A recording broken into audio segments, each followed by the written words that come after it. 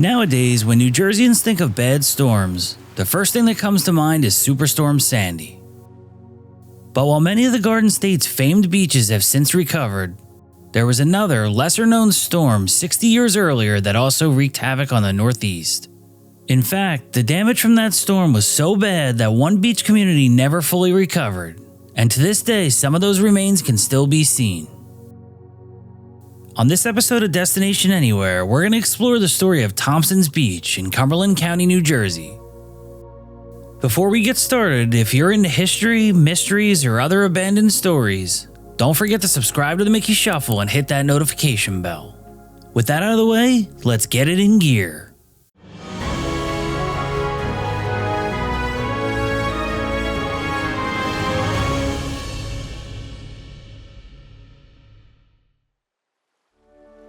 There's a peaceful quiet at Thompsons Beach these days. While you hear the sounds of crashing waves and the wildlife moving about, you probably won't hear much else. In fact, the sounds of a bustling beach community are now just left to memory. A memory that's still perfectly etched in the minds of those who spent their summers growing up at Thompsons Beach. Just simpler times, times with family, times where things just rolled by slowly and peacefully. Happy memories. Julie Rumbold, author of the book High Tide, Full Moon, and Fading Memories, remembers the close bond the residents of Thompsons Beach had back when she would visit in the 1960s. Everyone knew everyone else, and all the kids played together. We would play card games and Monopoly and just swim until our hands were shriveled. So how did Thompsons Beach go from this to this? Well, first, let's get familiar with the area. First of all, Thompsons Beach is located near the bottom of the Garden State within Morris River Township right on the Delaware Bay. Just to the west of Thompsons Beach is Heislerville Wildlife Management Area, and further west is the East Point Light. Built in 1849, it's the second oldest lighthouse in New Jersey. According to the Images of America book on Morris River Township, also authored by Julie Rumbold, it's believed that Dutch explorers began to settle on the banks of the Morris River in the 1600s as they began trading with the Native Americans of the area. Shipbuilding and oyster cultivation were central to the area starting in the middle of the 19th century, and by the early 1900s the area was booming. One of these areas that began its heyday by the 1930s and 40s was Thompsons Beach. At this point, Thompsons Beach was the place to be. With a boardwalk, shops, and over 100 homes, the beach community was a gathering spot for locals, especially at Captain Klein's restaurant where you could grab a meal as well as catch some music. Unfortunately, the good times would take a detour, and in an ominous sign of things to come, Mother Nature would deal its first of many blows to the area. This area specifically really suffered from that. People still lived here until the 90s, but less and less every year. Ashley Hines, co-author of the book Tidal Wave, describes how a unique set of weather conditions created what is now known as the Great Appalachian Storm of 1950. The big reason that this storm is so unique is usually we hear that storms are nor'easters, so they go to the northeast. But briefly, this storm actually went to the southwest, and it had a prevailing wind for about 3 days to the southwest. It pushed a lot of the water out of all these ditches and rivers to where a high tide was only coming to a normal low tide. And then the day that wind stopped, it coincided with a really big high tide and a full moon. So all of that water came up at the same time. While the whole Northeast was damaged by the storm, the Morris River area was hit its hardest on Saturday, November 25th, 1950. Houses were swept up in the tide being pushed inland, and many people were trapped in their homes thanks to the rushing water. Without modern-day weather reports, people were clueless about the impending storm until the moment the water surged into their homes. One of the many tragic tales of this storm was that of Adolph Klein, the owner of everyone's favorite Thompsons Beach hangout, Captain Klein's. Unfortunately, Adolph wasn't able to make it out alive, becoming one of the 14 local casualties of the storm. Not far from Thompsons Beach, another dramatic story was taking place at the lighthouse. It was a bit of an unnerving experience, but not something we were scared about because we were kids, and kids in those days were fearless. Frank Cossaboon and Bob Frantz were two members of a local Explorers Scout troop that would spend the weekend at East Point Lighthouse from time to time. One of these random weekends just happened to be the same weekend as the Great Appalachian Storm. Being as young as we were, we didn't realize until after the fact that we saw in newspapers of all the destruction and the lives that were taken. As luck would have it, the group of boys were camped out at the lighthouse Friday night with no idea about the potential storm. It wasn't until the middle of the night when one of the boys got word about the storm on his transistor radio. He hollered to all of us. We were all sleeping on the floor in the sleeping bags. He says, "There's a storm coming." So we all started looking out the window, and sure enough, the tide was rising. The water was covering the ground we're standing on here outside the lighthouse, and came up, and we could hear it flooding into the basement, and then it came up to the threshold of the front door of the lighthouse and also to the threshold of the door to the basement. As the water continued to rise up around the boys trapped in the lighthouse, the damage in the area became more and more apparent.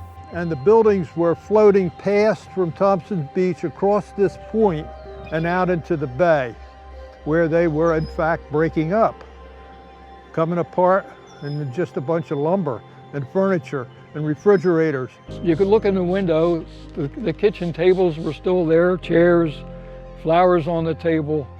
Everything was just, they just lifted it up and just floated. While the area destruction was intensifying, nervous parents of the boys called in for help, and eventually a rescue effort was in motion. The National Guard had a truck ready to pick us up, and a state trooper came out in his hip boots, and he waded through that water and the flood, and he came out to see if we were okay. And a little bit later after that, they sent a 4x4 National Guard truck to pick us up and take us all home. It was a formidable memory. I will never forget it. It's one of those memories that Bob and I and a few other guys have from those days long ago. While the 1950 storm no doubt ravaged the Bayshore area, slowly but surely there was a comeback, although not quite to the level of before the storm. Regardless, by the 60s, the family aspect of fun at the beach had returned. Wonderful times in the water, on the beach, family times. You know, we did a lot of painting seashells and walking the beach and turning over horseshoe crabs. It was just wonderful. And everybody was, you know, we had parties and picnics together, and it was just a blissful, happy kind of place to be. As the years went by, more storms coupled with continual erosion sent many Thompsons Beach residents scattering. Even in the 60s, there was a lot of erosion happening, and the township didn't have the money to really put in strong bulkheads and keep the water back. So there were times that you couldn't get in or out, like the road would literally wash out. It was a gravel road at that time, and it would wash out. And so there were many storms like the 60s, 70s, 80s. Hurricane Doria was an unnamed storm in the 80s that really was like a nail in the coffin for the place. So over time, it was a battle with nature. You know, people were trying to survive the elements, and there just wasn't enough protection. By the 90s, there was just a handful of residents left when a bureaucratic battle broke out centered on the future of Thompsons Beach. Thompsons Beach Road, the only route in, became a mess due to continual flooding, which made traversing it during high tide impossible. Obviously, this posed safety concerns, and township officials as well as a local power company, PSE&G, weighed in on how to handle the ecologically delicate area in and around Thompsons Beach.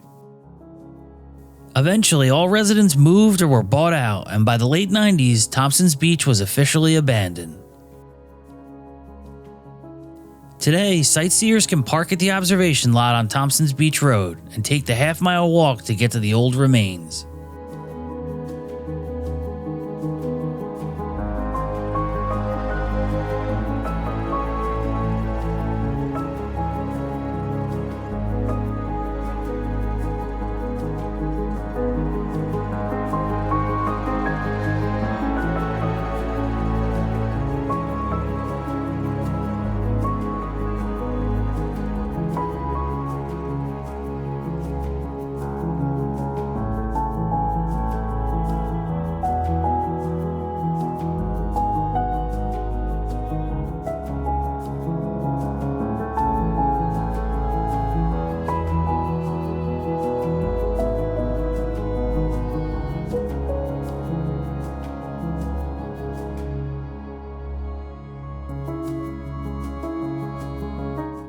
It's hard to check this place out without feeling like there's memories lurking all around. And to those that remember Thompsons Beach the way it used to be, it's particularly tough. It's sad because everything's gone. If you look around us, there's nothing here, and it's sad that a whole community vanished, disappeared in time. It's very sad. You know, time moves on, and it was just a very sad thing because there were people that were diehards, wanted to stay, and they had to leave. They were forced to leave. Luckily, thanks to the work from Julie and many other local residents, the memory of Thompsons Beach lives on, even if there's not much left here to prove it really existed. Well, that's going to do it for this episode of Destination Anywhere. I want to give a big thank you to all the people that helped me get this project done, and I apologize to anyone I didn't get to talk to. Also, I gotta thank Charlie Forsyth of CB4 Visuals for all his time, effort, and expertise in this project.